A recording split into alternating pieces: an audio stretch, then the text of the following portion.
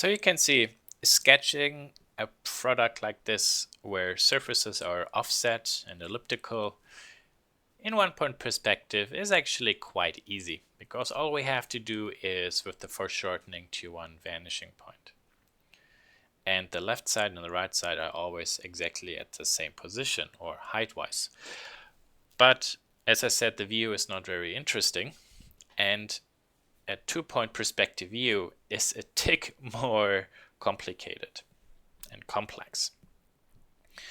So this is basically the way how I would do it.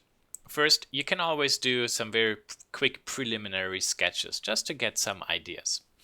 And then when you want to sketch it actually more accurately, either via photography, try to get a similar object, pose it the way how you would like to draw it, take a photo, and then study how the ellipses look like. So draw over the photo. Or what we can do is we can build ourselves a quick computer model and then, for example, pay a moment to studying the ellipses. And here you see kind of like I put in the ellipses, the major and minor axis, which we could use in this case actually to create our vanishing points. The big problem with these ellipses is you didn't study them enough, so you didn't memorize them enough. And it's really important that if you want to draw them well, you should understand how something has to look. So when you do your construction, you're a little bit quicker at it. And you really also can see or spot actually issues inside your construction. Because something is more annoying than when you continue working and at one point you realize that actually the sketch you did doesn't really work. So what I will do in this case is I will on a new layer. So you can do this digitally or you can print it out and then by hand draw over it. I will simply recreate my vanishing lines. So there. And maybe I will go and select this one here. Okay. And there. Good. So check this one out. So you see that these two vanishing lines are touching each other. So somewhere there, that's actually our left vanishing point. And if I now move this guy down, you see it perfectly overlaps.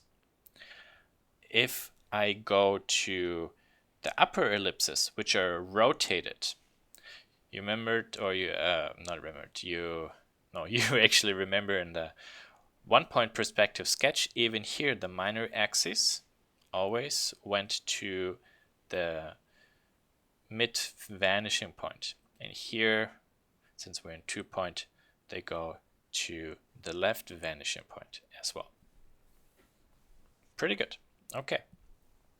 So here we have our left vanishing point.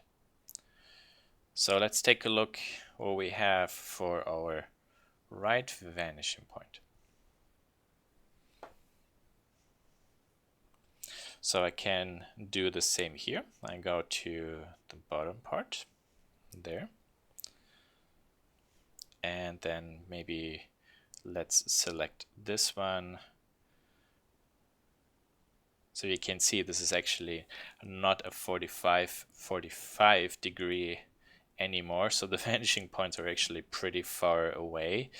I would like to quickly make this perfectly horizontal, go to there, zip and draw this one over because this line will be pretty big.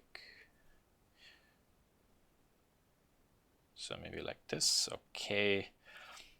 And this one, let's scale it up. Oh, vanishing points are really far away. This is actually, I took this photo with a 75 lens. So it actually puts the vanishing points a little bit further apart. Okay, so there is actually my right vanishing point. And really pay attention to how far actually these vanishing points are away, and also how small actually the object is now in relationship to the distance of the vanishing points. Which is why I always would try to draw not on a ladder. When you start learning sketching, draw on a tabloid or even bigger page. So you have sufficient amount of space to put your vanishing points left and right, even when, let's say, this is your page. Here's your vanishing points, even when later your drawing is only that big. But you kind of like need that distance to make it look good. Okay. So I can do some quick approximations. So this one I duplicate and I can rotate it. So for example, there. And the lid parts, you see, they actually go to a different vanishing point. That one I don't even try to bother with at the moment. Okay, so let's continue. I will select this line and make a duplicate because I would like to show you also here we have a box at the bottom, and down here we have another box at the bottom there, and that's going to be for one line I should do actually good, and then I can approximate the rest there. So the vanishing point will be somewhere in that area. Okay, go over to maybe there.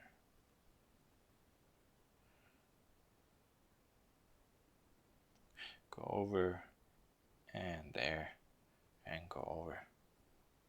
Okay, there's actually now my smaller rectangle on the ground, as you can see it. So that's very useful, because if I remove all those fragments, you can easily see now the box. We have the midpoints, and we can plot in an ellipse.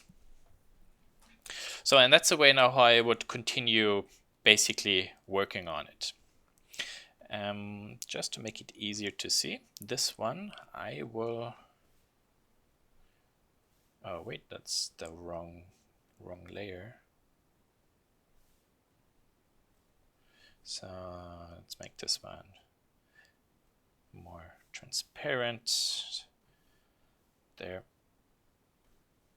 Okay. Actually, hold on. I make another layer just for my product. Okay, and let's go with red, the ellipse tool there. Okay, and let's plot it in.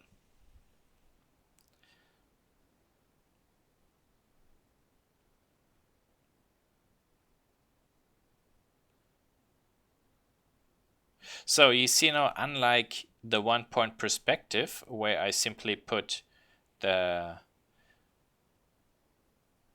points of the ellipse always kind of like where the midlines touch the box, that doesn't really work actually in perspective, obviously. So I have to, I think snapping is turned on, yeah, I have to rotate the ellipse correctly so that wherever it will then touch, it touches in an arc the midpoint of the edges. Okay, perfect. Good. So that worked out really well. And now, how do I, for example, get the rest done? So, a little shortcut. First, I will actually ignore my midline or my mid perspective. No, sorry, I'm rambling right now. Well, I mean, I will ignore my middle ellipse. I will only block out a nice box first.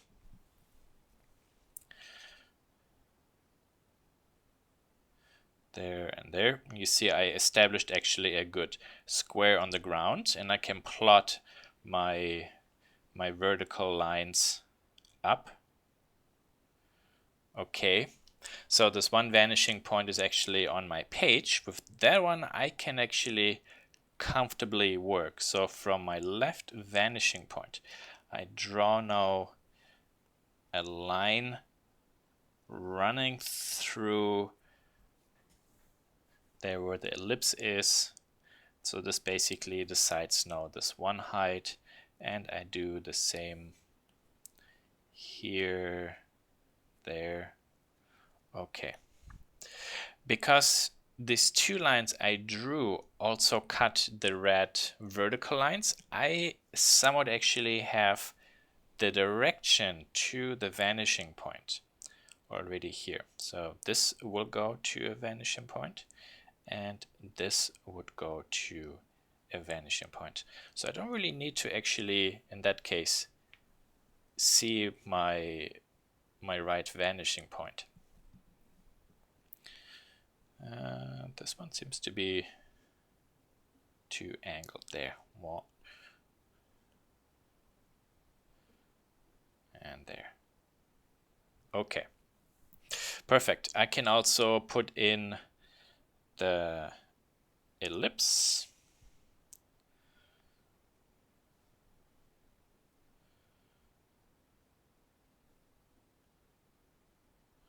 So let's see.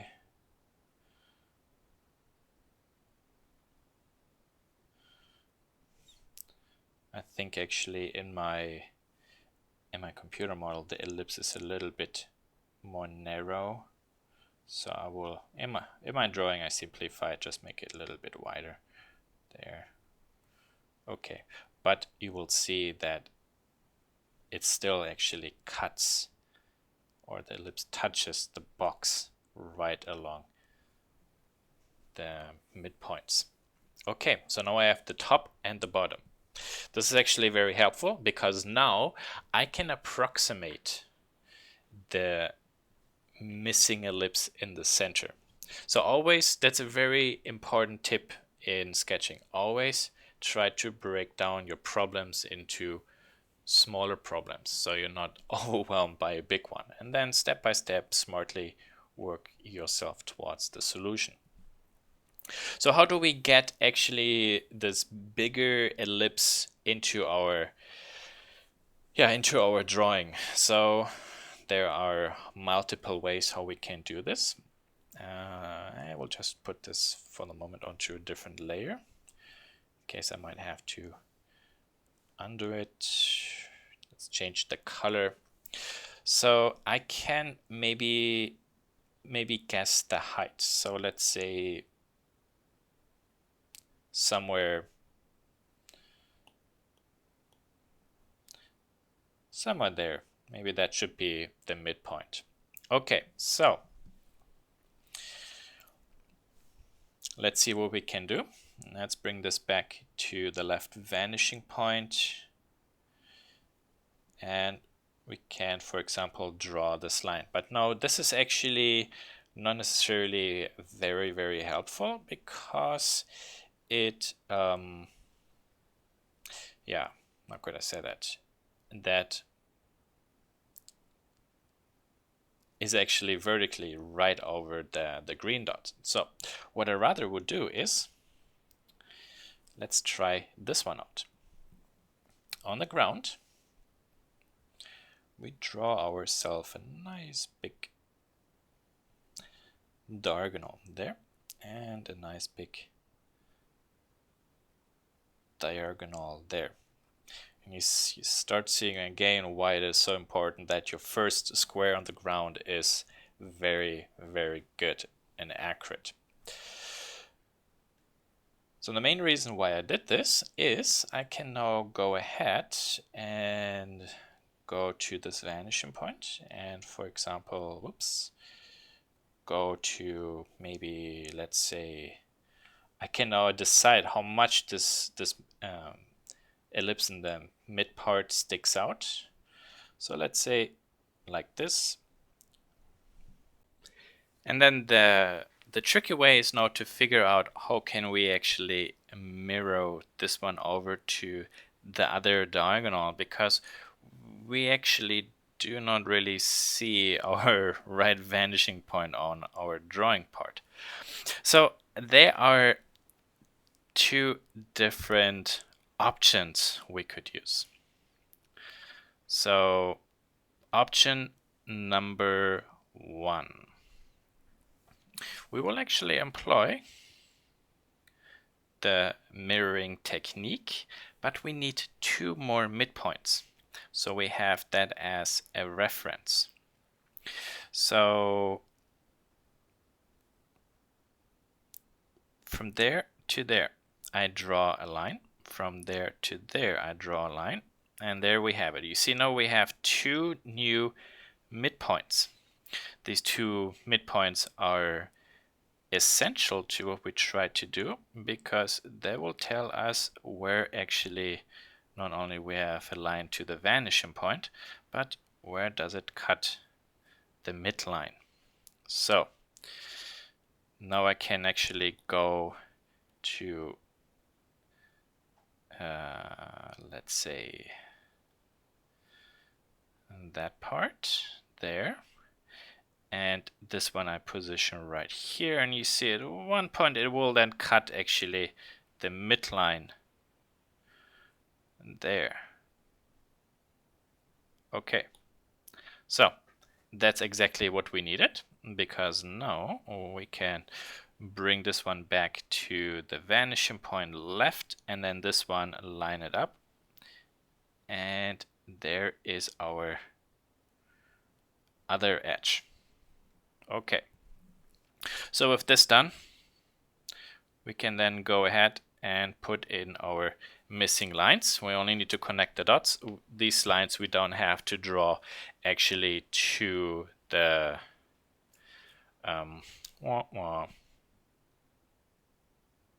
right vanishing point. Okay, so that was basically now making this profile a little bit bigger. And with this one, nicely now we also have, for example, vertical lines. Okay, so but how do we now find actually this edge and bring that over to, why didn't you select it? Oh, active layer probably. No, all layer, there, come on, select it, there it is. So this edge, how do we get this one over to there? Specifically, again, with the problem not seeing your vanishing point on the right side. So what we can do is we work with one face, and okay, so let's create a vertical line there.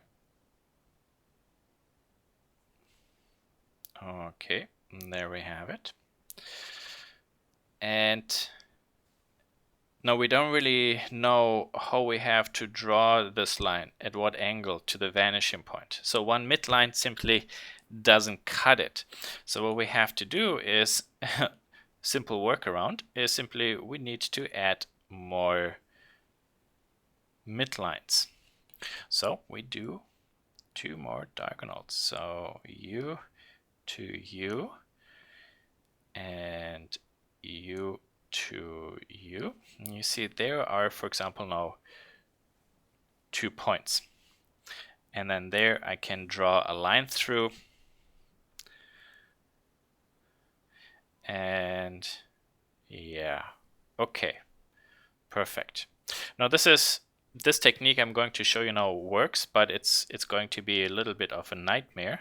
So actually I would like to reverse the direction. I will actually do it this way instead. There, because now I have this and this. So there, this line has to be rotated a little bit. Okay, let's ink this a little bit stronger. There. Close. Let's do this one more time actually there, and then you will see why I decided to do it this way. There.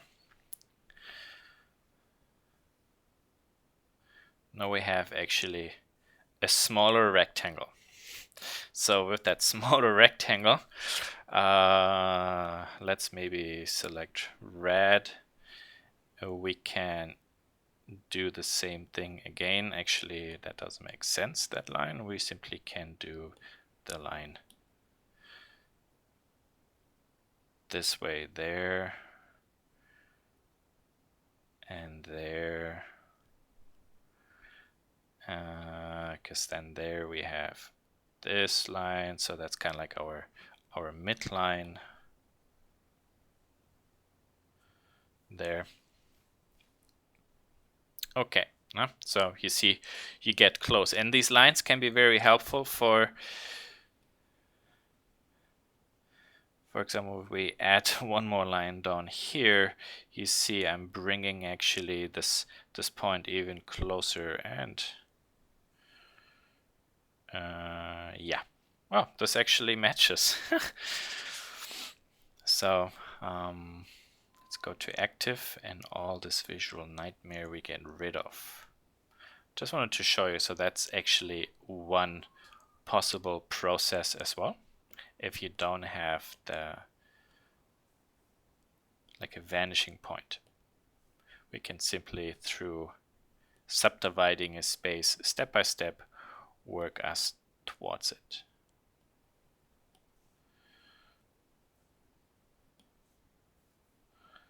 Okay, this one I delete because it's such a big line, and that one that can stay. Okay, so I think this line, however, is somewhere a little bit wrong.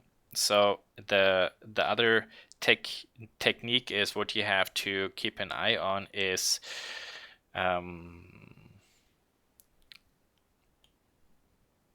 when I draw a box and you have this line and this line, and we draw something in between, it kind of has to blend in. So you can use the top and the bottom to approximate then the line there. And we can easily see that this line is not really correct. So it should not be parallel, but maybe be more like this. So my rotation was just a tiny bit off. Okay. So with this one line, now coming from the vanishing point left,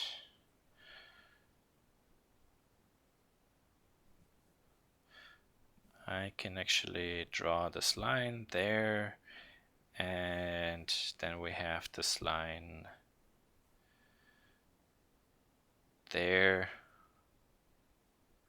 Okay, and there. Good. So when we draw in a diagonal, and then again from the vanishing point, I can make another diagonal on the same there, and then I can find kind of like the midline which one I need. And that's essentially the only line I was really looking for. So let me remove the rest. So it gets a little bit clearer.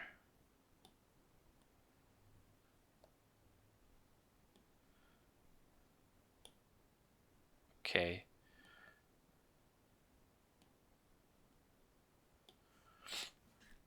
Because with this line, I can left and right draft here a line up. There, you see it cuts it. Perfect. Let's go to there, draft the line up. It cuts it. Perfect. So now I have the far left and the far right ellipse. I can come from the vanishing point to draw myself a nice long line, and then from the ground I can draw a line straight up, and there I can draw a line straight up. And there now you see you have actually the 1, 2, 3, 4 points we need for a good ellipse. Let's go back to this page.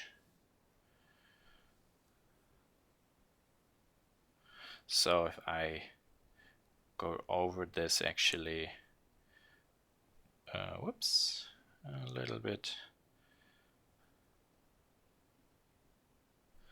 Snapping is turned on, let's turn it off. So in my drawing actually I made the object a little bit wider. There. There's now the wider ellipse. And then again, when we have this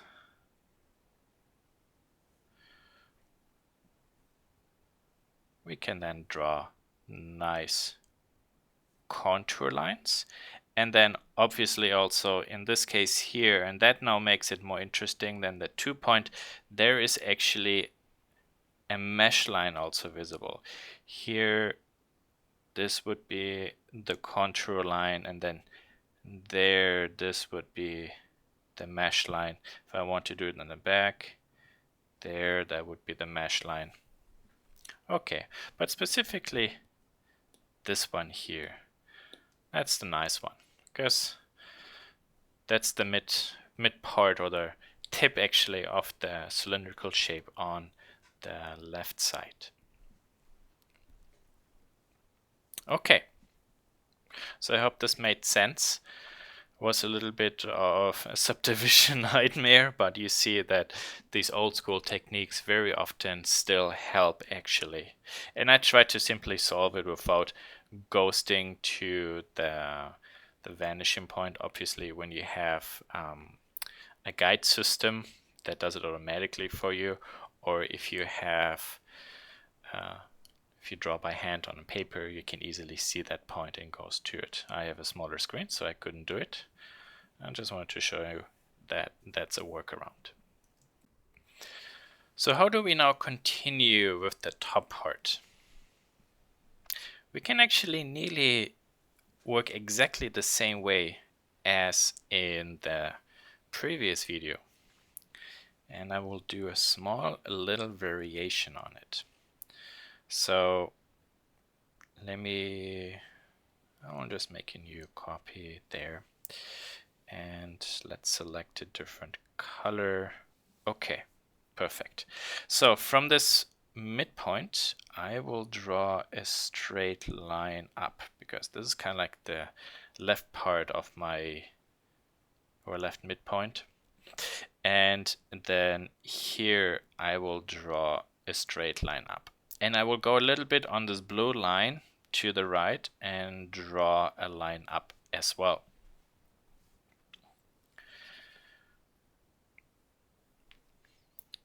So when I see this blue line, I'm talking about this one here. Now when I draw a line parallel to it, it's not really foreshortening. So now I can try to guess maybe, so this is parallel, and maybe, so when I see this line and this line, the top one is my horizon line. How could I figure out maybe kind of like the correct rotation? It's a little trick. So I, in this case, actually will make use of my horizon line and this one blue line. Let's draw in this midline and there. See, then we can do exactly the same again. There and there and there. Okay, so I figured out a little bit of how actually this line has to be rotated. Now, a little bit of drawing inaccuracy when you draw big doesn't necessarily hurt or destroy your drawing, but obviously it should not be very glaring, but if it's a little bit off, it's not too much going to be a big deal, so don't be too concerned.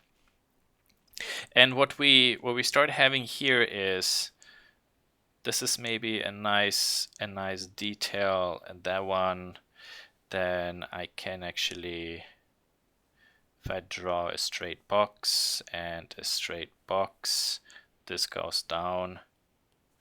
See, I can kind of box this stuff. So I'm going to hide now my wireframe. So you see how I would continue drawing. So I kind of actually only drew myself kind of like a cross section through it, and now I can decide maybe the angle. So let's say I would like to have it to be angled maybe like this. Okay.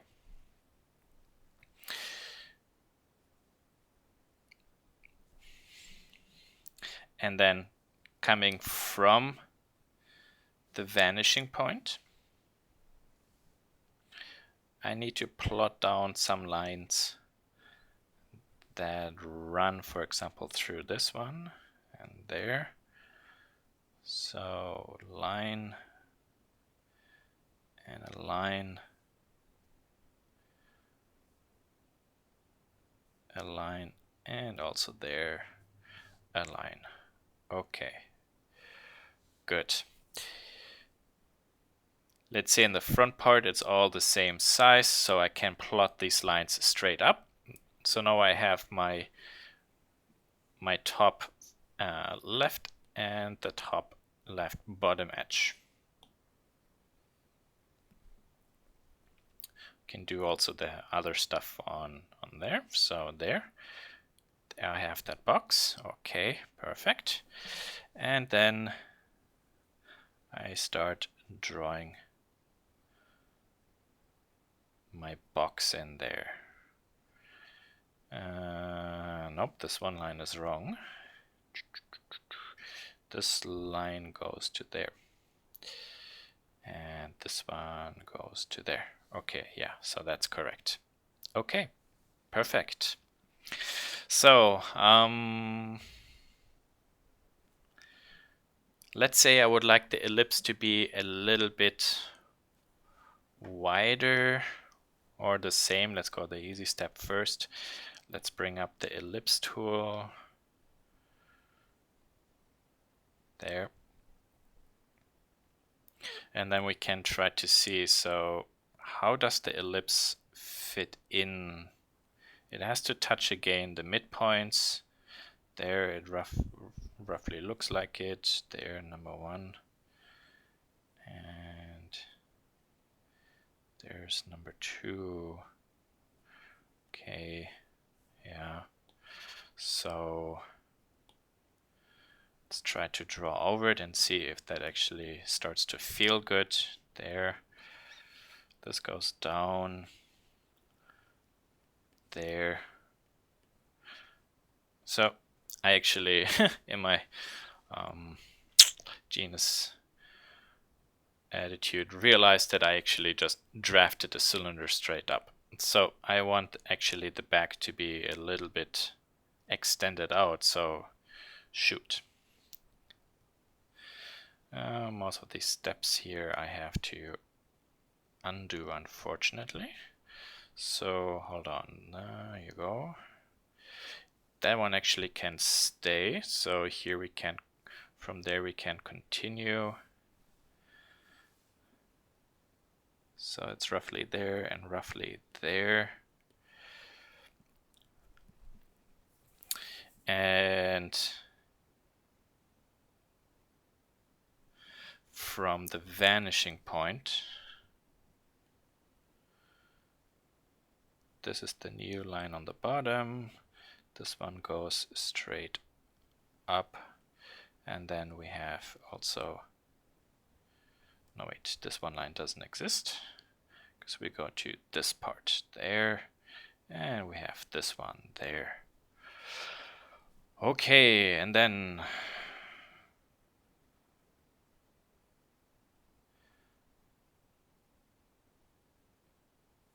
we have to line it up to here.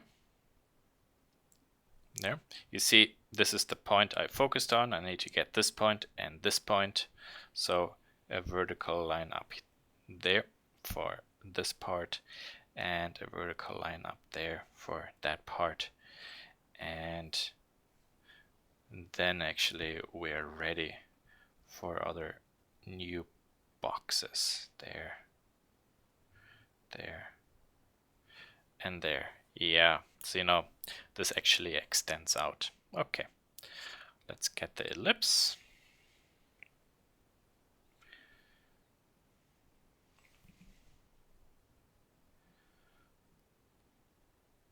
There and there. Scale this one down a little bit, and then we have to rotate it in correctly. A little bit bigger. Yeah, that seems to be good, or believable actually from that angle. Let's put the ellipse down. Let's go to there and there. Okay, good. Front edge, another. That's a. Wait, actually, let's make those in red. So I will recolorize some of these parts, so I can maintain actually the coloring for the contour line and actually the midline, because you can see our midline is here, or the mesh line there, but the contour line actually goes down there. Okay, in the back we don't see it, so the contour line will be straight there. And then this is now something I have to guess. It's kind of like maybe what would only be visible. And there you have it. You see, not very complicated. Just a little bit of working with the midsection and then shifting these lines up and down and putting the ellipses down. Out of curiosity, let's see how close actually I got. I think I have a different angle. Oh yeah, and I drew it higher, but this is pretty close. And again, this is all hand drawn. I use more guide tools, so when you hand sketch, the stuff will be a little bit more inaccurate. And again, draw bigger. The bigger you draw, the easier it will be later to make up for issues. So now let's say I would like to angle this surface, the top part maybe a little bit. So on this diagonal here, I will pick a new point. Let's say there. That should be what I want. And then maybe we have to kind of like get a new ellipse plotted down there. Okay, let's go ahead, and this ellipse we can delete. This contour stuff can go. Maybe that was a little bit too extreme, but there. So little bit more mesh lines to finish this up. So there is our first mesh line. And if we draw the diagonals and then from the vanishing point, so somewhat there roughly, this actually goes back a little bit.